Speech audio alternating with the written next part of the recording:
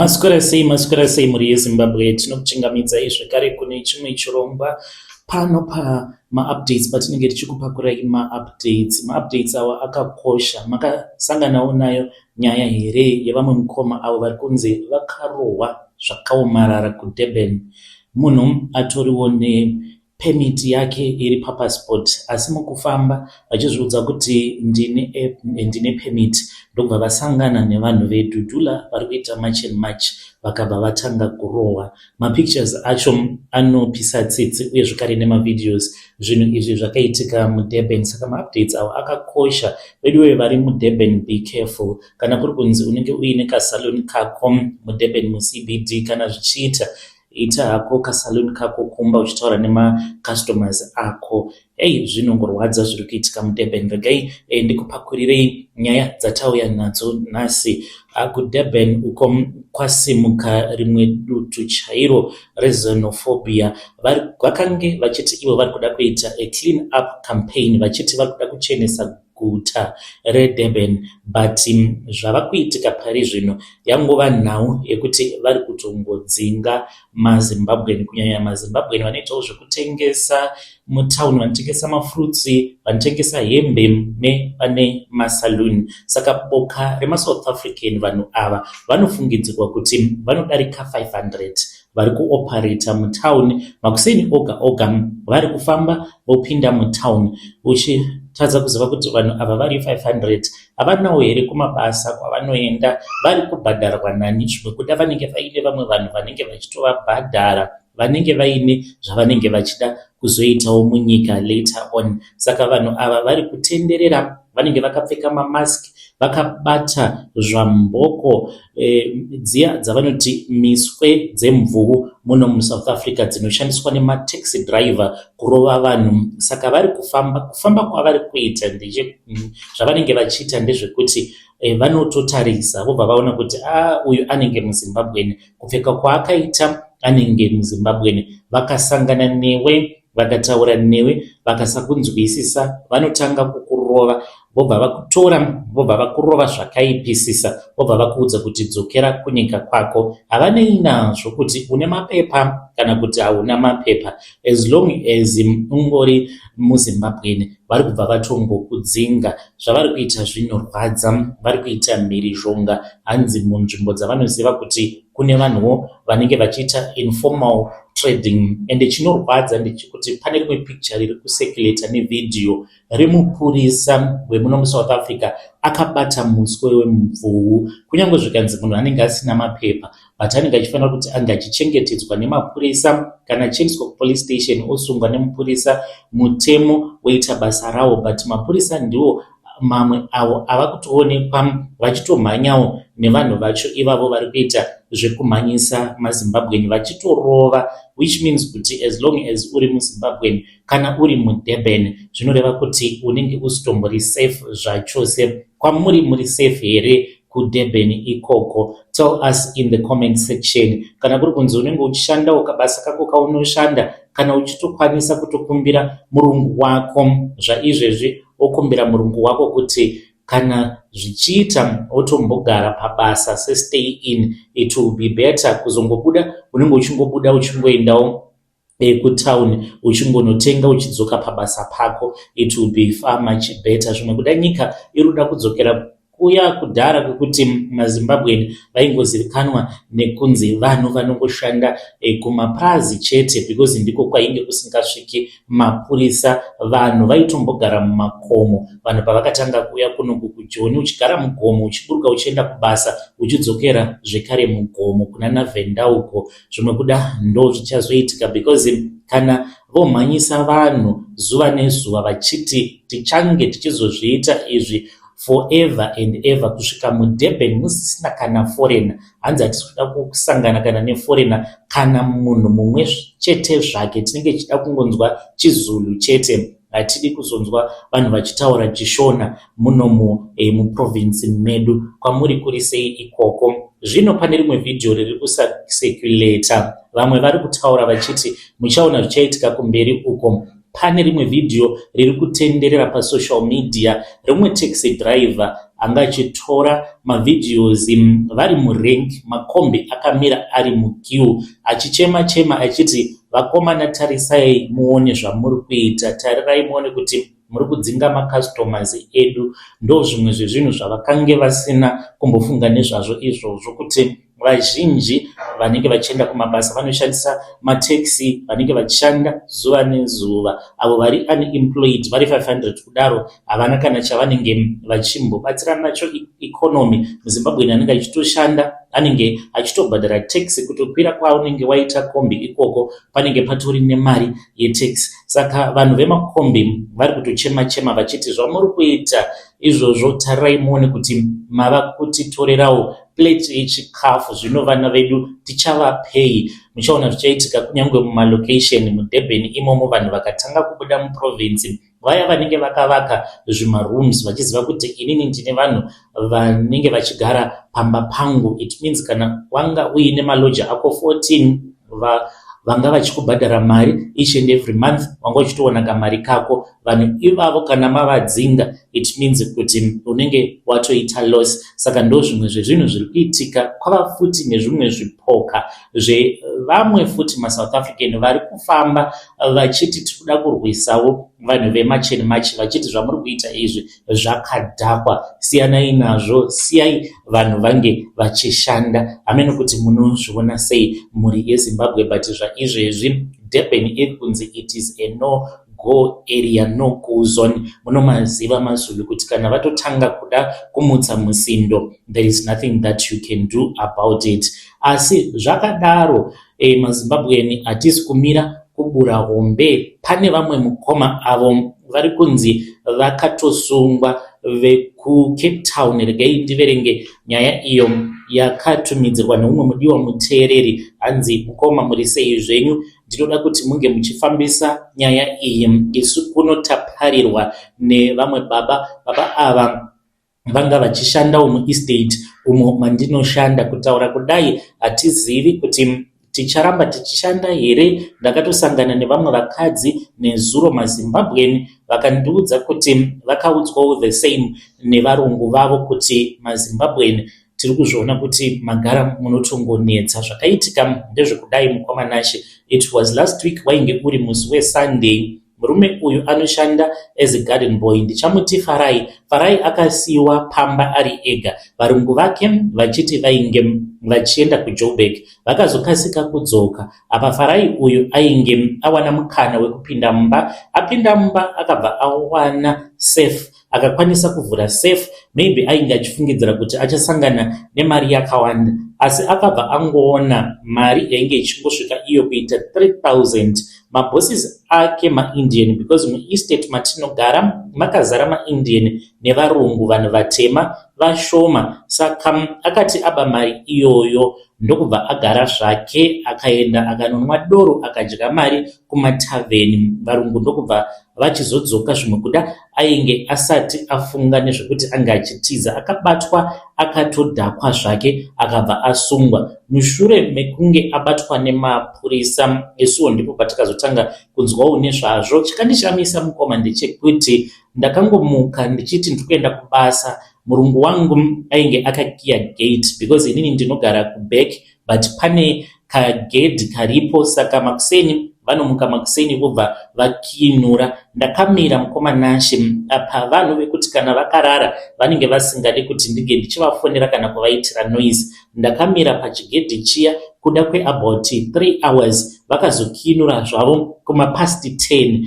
Mukadzi wacho airatidza kuti ainge ari mumamood, akangoti why are you late? Ndokubva ndapinda mumba mukoma Nashe, ndakavakwazisa, havana kana kumbondipindura. Later on ndakangoti ndaita kamistake, ndopa akatanga kupopota muIndia wandinoshandira, akati Susan, you are very wasteful. Mushure mekunge anditarisa ndichisa washing powder muwashing machine, akati ndaisa yakawandisa. Saka kurwadza kwazvo ndezvekuti isusu tava kutopinda busy nekuda kwekuti pane umwe munhuwo wekumusha akaba mari, shuwa kungoba 3000 rands, munhu kwava kubva achizobatwa akadhakwa. Handichazivi kuti ticharamba tichishanda here kana kuti tichadzingwa basa, but murungu wangu akangoti maZimbabwean munonetsa. kana ukaba izvezvi Susan ndinozokuwana kupi. Pavakandiudza nyaya iyoyo ndakatoshamisika ndichinzwa murungu wangu uyo aita sekunge anondifarira chaizvo ava kuti kwandiri Susan, saka kana ukaba tinozokuwana kupi. Muri Zimbabwe ndo message iyo yandakatumidzirwa ichibva kuna vahanzvadzi vedu. Munhu kuba zvake 3000 ava kubva achizoenda kwava kunonwa doro akabatwa nevarungu vake akadhakwa. Apa munhu avhura zvake sefa yemari. Zvakangooma kuita kuvhura hombe nyika ichipisa kudai. Manga mainzwawo here nyaya iyo yakaitika? Hanzi pane umwe driver wekuZimbabwe akatsika munhu kudhuze nekumwe river. Mushure mekunge zvinhu izvi zvaitika, munhu uyu vakabva vachizomutora vakaenda naye kuchipatara vakaedza kuti vange vachimupa mari.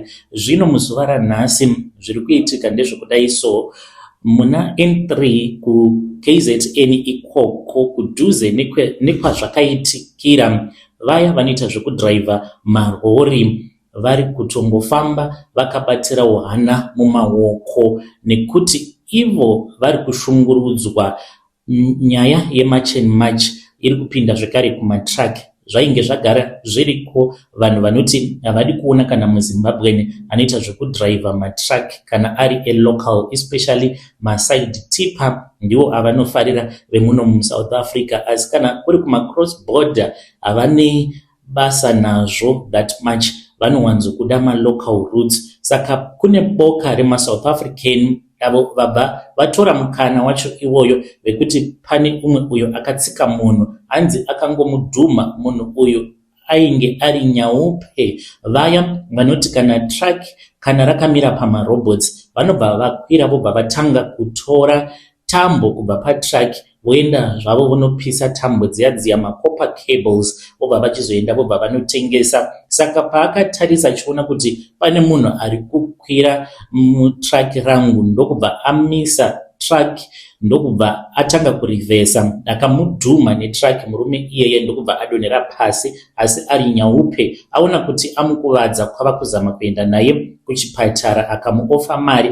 But nyaya iyi yakabva yakasika yapindirwa nevanhu vari kuti maZimbabwe hatichamadi. Saka iko zvino zvavari kunetsa, vari kumisa matrack anenge achifamba padhuze neMoi River, vari kumamisa vatova nekaroadblock kavo kavakagadzika. Karoadblock aka haisi roadblock iri pamutemo, it is an illegal roadblock. Vari kuti kana vakaona track rinenge richizvifambira vanobva vakumisa, vanobva vakubvunza kuti iwe uri wepi. Kana vakangoona kuti uri muZimbabwe vanobva vatoti fonera murungu wako izvezvi umuudze kuti pano tiri kutoda driver muSouth African achazoenderera mberi nerwendo kuenda kunodhilivha kana kuenda kunotora zvinenge zvichida kutorwa. Saka ivo vari kuti hurumende inoita zvekupenga zvekuti vanongosiya maZimbabwe vachingopinda munyika yeSouth Africa madiro vachiita mabasa avo avanotarisira kuti mabasa anofanira kuti ange achingoitwa nemaSouth African. Saka ivo vari kuti tava kuita yavanoti citizen audit. Hanzi tikuda kuaudita isusu tinge tichiona kana vamisa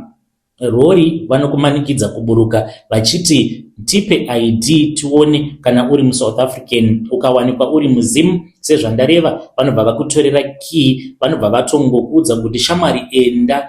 Chero pawaenda havakutendedze kuti unge uchitora kana anything mutrack mako, vari kutoba nekutoba nemari. Saka marori anodarika 20 atova mumaoko evanhu ivavo. Mapurisa emetro vari kunzi ivo kuside kwavo vari kutya kupindira nekuti vanhu ava vanenge vakabata zvombo uye vanotyisa, vanenge vaine hasha ende vakatozivisa kuti nhasi hapana rori rinodhiraivhwa nemuZimbabwe richadarika nepano. Saka tinofanira kutoti tinge tichitorangarirawo vana mukoma vedu vanoitawo zvekudhiraivha matrack pavanenge vachifambawo muDurban.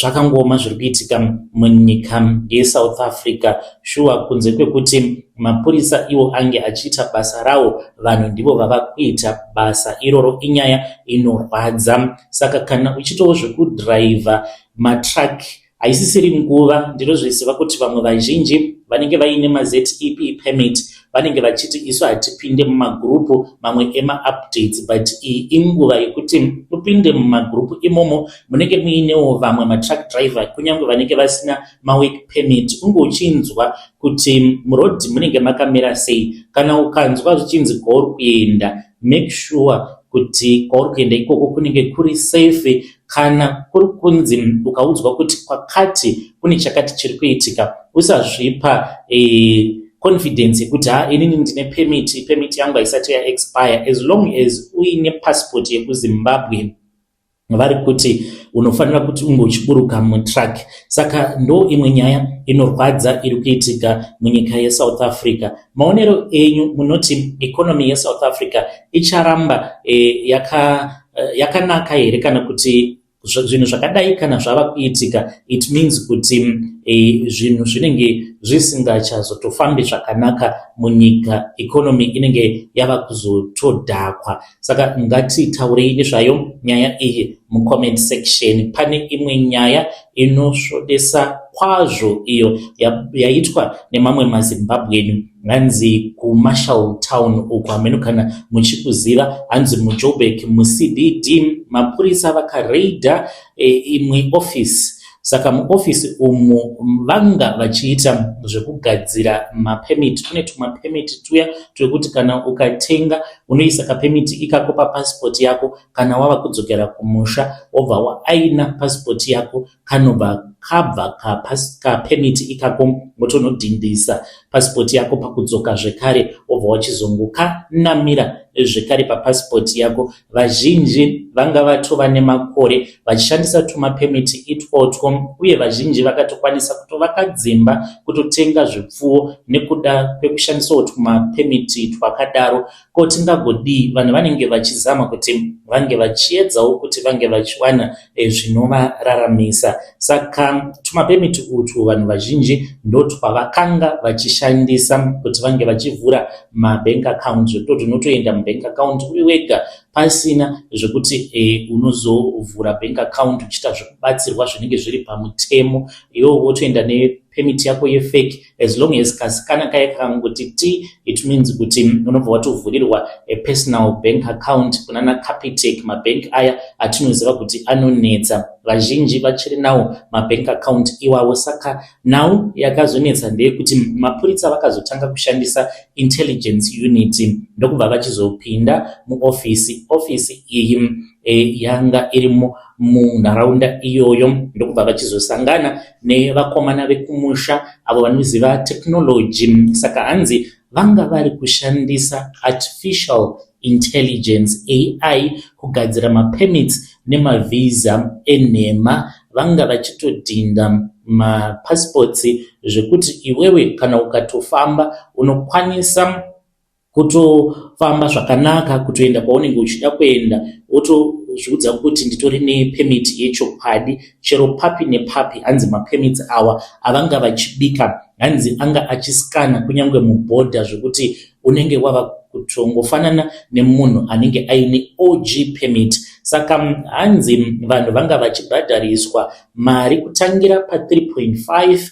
for permit ye1 year kusvika pa 5,000 for permit ye2 kana kuti 3 years obva wapiwa work permit. Work permit inoita kunge yechokwadi zvekuti unotoskana pose paunenge uchida kuiskanisa. Saka hanzi vanhu ava vakasungwa vanodarika hanzi 200 vanhu vakagadzirirwa mapemiti vacho ivavo, vakabatwa vaine mapassport avo ari mumakombiyuta avo vakomana ivavo. Saka mapurisa vatora malaptop, vatora mahard drive, and chinotyisa ndechekuti mapurisa vava nemazita, sezvo vanga vachiri nemafiles evanhu vakauya vakavaitisa mafake permits nemaphotos epassport anga arimo mukombiyuta evanhu vakatenga mavisa iwawo. Saka zviri kutotyisa, vanhu vazhinji vanga vachimashandisa mapassport iwawo anenge aine mapemit. Ameno kuti vachazoita sei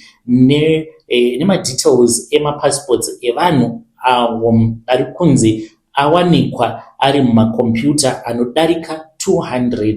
ndipo paya pekuti unozoti waenda kumusha wava pabhodha obva watongoudzwa kuti passport yako is blacklisted, kana kuti obva watongoona wava kutosungwa, kana kuri kunzi wakaisisa permit iyoyo kuMarshall Town. You just need to be careful kana uchiziva kuti wakabva mukuitisa passport permit iyoyo, just be careful, unge uchiona kuti kubhodha uko zvakamira sei pamunenge modarika. It is far much better kuti watongobatisa passport yako nemunhu webhazi, ukatongoona chatongochaya wotongorova sporo wakamhanya wakananga kuZimbabwe usatombomirira zvakadaro, because ukaenda uchinonosikana passport yako uri wega ndopaya paunozotongoona dzatongochena. Munoti kudii nenhau yevanhu vanoshandisa mafake work permits? Zviri right here kana kuti hazvisi right?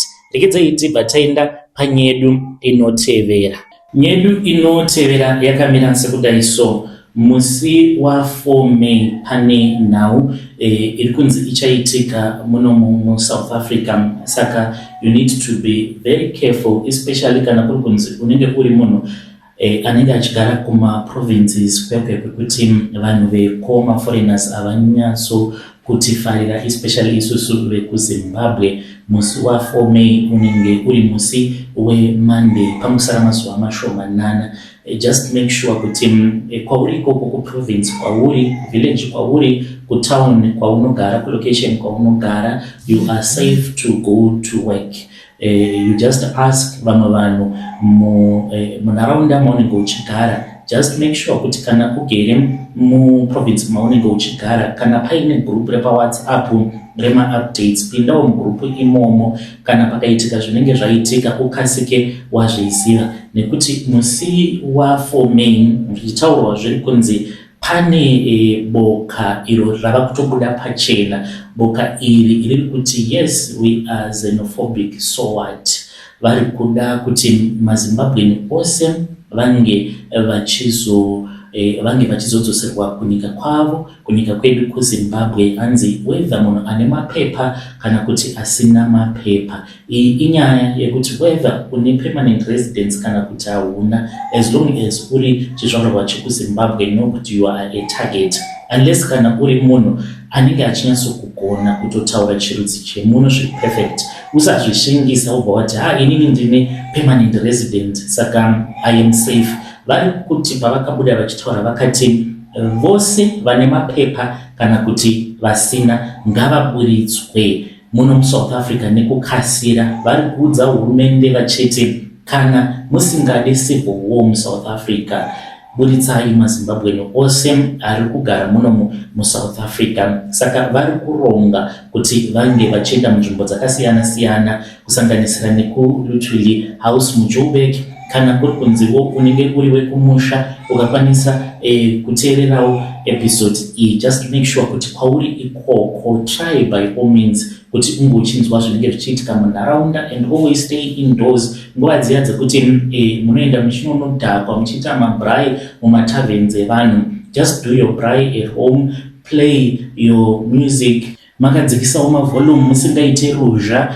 It's not everyone anofanira kuti anga achiziva kuti uri muZimbabwean. Hakusi kunzi unenge uchinyara nekunyika kwako kwaunobva, but just to protect yourself. MuSouth Africa muno makashata, it is very dangerous. Saka please garai makasvinura, nekuti we never know what is going to happen musi wa 4 May. Regedzai tibva taenda panyedu inotevera. Pakaipa pakazoitwa a clarification. I still remember kuti takambopa update yekuti vose vane maZEP permit pemberai nomufaro, nekuti muchazotoitawo mapermanent residence emuno muSouth Africa. Asi zvakaoma. Hanzi murombo harovi chine nguo. Mushure mekunge tafara vanhu vafara, then vakabva vachizodzoka veHome Affairs, vaNjabulo Nzuza vakabva vachizotaura ivo vachiti no, zvatakataura paya paya hamuna kunge makazvinzwisisa. saka toda kuti tinge tichiedza kutsanangura nemo. Ivo vari kuti hapana mutemo mutsva uchapa maZEP holders a permanent residence panguva ino. Vari kuti mapemiti aripo achashanda kusvika musi waMay 29, 2027 uye maZEP haakwanise do not qualify kuti unge uchizova ne-permanent resident muno muSouth Africa. Saka next year maZEP anenge achi-expire, hameno kuti vachazoita extension here kana kuti zvichangoramba zvakadaro veduwe zvakangoma hazvo veduwe. Inyaya inotoratidza kuti nyaya dzemapepa muno muSouth Africa dziri kutonetsa ende ritori dambudziko risingaperi. Saka iHome Affairs yacho haisi kuda kunyatsokubuda pachena, vanenge vachitya because kuchaitika ma-elections muno muka sezvakamboitikawo kunyika paya panhau yevarungu vainge vachinzi ngavadzingwe munyika. Ipo paya vanhu vainge vachitoda kutoti varungu vange vachitoenda, ende kana kuri kunzi wainge waramba semutungamiriri kuti varungu vasabuditswa muZimbabwe waitoluza mavhotsi evanhu. Ndo zvakangofanana nezvatiri kuitwa pari zvino kuti maSouth African ivo vari kutongoti maZimbabwe hatichamadi muno muSouth Africa. Saka kana uri politician uchida kukasika kuenda kuparliament unotofanira kutoti unge uchitongotaura izvozvo zvinenge zvichidiwa nevanhu, even though usina kana change yaunokwanisa kuzopa kuvanhu, but ukangotaura zvinenge zvichidiwa nevanhu unotongovhoterwa, wotongoenda kuparliament, wotongoita bhegi rako, woita mupfumi, obva watongokanganwa nezvazvo. Zvino pane imwe nyaya zvekare, pane vakabatwa vaine fodya. Bedwe nhau dzefodya, nhau yekuti unouya nefodya dzako uchazodzitengesa muno muSouth Africa yatova risk, big risk. Pane vari kunzi vakabatwa vaine fodya. Vanhu ava vakabatwa mune rimwe village kunonzi kuMushwodi, ndokwavainge vari, ende murori yavo yavainge vainayo vakabva vachizowanikwa vaine fodya dzedu dzekuZimbabwe. Saka fodya iyi vachizonoiverenga vakabva vaona kuti fodya iyi inosvika kuma2 million rand, fodya dzavainge vainadzo. Ende kana ukabatwa nefodya pari zvino kuzobuditswa kwako kunotinetsei. Saka kunyange munhu akauya nechidhiri chake akakuudza kuti shamwari ndine fodya dzangu uchidriver truck, make sure kuti unoramba because unofira mujeri nekuda kwenhau dzefodya. Saka mapurisa vari kuti vacharamba vachingoita maoperation vachimisa matruck kuti vange vachiona kuti matrucks anenge asina kutakura zvinhu zvinenge zvisingatendedzwi kuti zvinge zvichizowanikwa muno muSouth Africa. Ndo imwe nyaya iyo iripo, uye zvekare nenyaya yevamwe mukoma vedu vaya avo vakasungwa vachinzi vainge vaine mabhomba avainge vakatakuriswa, zvino vaendeswa kukoti. Ivo vari kuramba vari kuti ndainge ndisingatozvizivi kuti load yandanga ndakatakura yanga iine mabhomba mukati. Do you believe him as a truck driver? Kana kuri kunzonoita zvekudrive matruck, do you think kuti it is possible kuti unokwanisa kutotakuriswa zvinhu zvisingatotendedzwi? But sometimes zvinoitika zvinhu zvakadaro, unokwanisa kutotakuriswa load inenge ichitopisa iwe sadriver usingazvizivi. Pamwe muridzi wetruck anenge audzwa kuti shamwari pane rimwe bhegi rine chakati nechakati mukati melodi. Saka ungoitawo kuti driver wako anga achifamba nekukasika. Mumabhodha unenge uchingoudzwa kunzi chibata nhingi, wotongoyambuka so easy usina kumboenda nekuscan. Hanzi ndo zvaari kutaura kuMessina paakaendeswa kuMagistrate Court, akati ina handina chandinoziva, I'm just a truck driver, basa rangu ndere kungodriver truck, ndakangotora truck neload ndisingazivi kuti munei mulodi macho. Uye zvekare pane imwe nyaya iri kunetsa, mapurisa vari kuti maZimbabwe chimbotimirirai, tine nyaya dzakawanda dzatiri kudhila nadzo. Zvino kana mava kuita zvinhu zvakadai munenge mava kutitambisira nguva nemaresources edu. Saka nhau yakaitika ndeyekuti pane umwe uyo akaita fake kidnapping muTembisa, akaita live. Mukadzi uyo aita live yake ainge achichema achiti veduwe ndibatsireiwo kani, ndabatwa kani, I've been kidnapped. Vanhu vakati wakidnapewa naniko? Iye akati hama dzangu ndibetserei, vanhu vacho vandikidnapa vanga vakapfeka marigalia eoperation Dudula. Saka mapurisa vabva vachizosangana nehanzvadzi yedu yekumusha akatogara zvake kumba kweshamwari yake, ndokubva zvachizobuda kuti akanyepa nekuda kwezvekidnapping kuitira kuti ange achiwana maviews, kuti vanhu vange vachimutumira zvakare mari yerubetsero. Saka mapurisa vati nyaya dzenhema dzakadai dzinomutsa hondo pakati pevanhu. Just imagine kuti vanhu veDhudhula vachati kudii, uda kutongokudzawo following yako, wava kuenda live on camera uchiti ndakidnapiwa nemaSouth African vanga vachida kundiuraya. Zvakaoma. Saka mapurisa vari kuti maZimbabwean musatamba nemoto, because xenophobia iyi kana yozouya kwamuri munenge muchema musatsvaka mafollowers muchiti makidnapiwa nevanhu veDhudhula, nekuti vanozodzoka vakatsamwa chaizvo. Hameno kuti munozviona sei muri yeZimbabwe. Ndo maupdates awo atanga takakubatirai.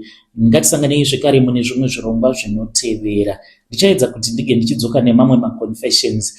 Hameno kuti chichiri kuitikawo panetwork yedu. Tikuita kutambudzika kuuploada one video riri kutora nguva kuti unge uchikwanisa kuuploada only one video. Ngatisanganei zvekare mune zvimwe zvirongwa zvinotevera.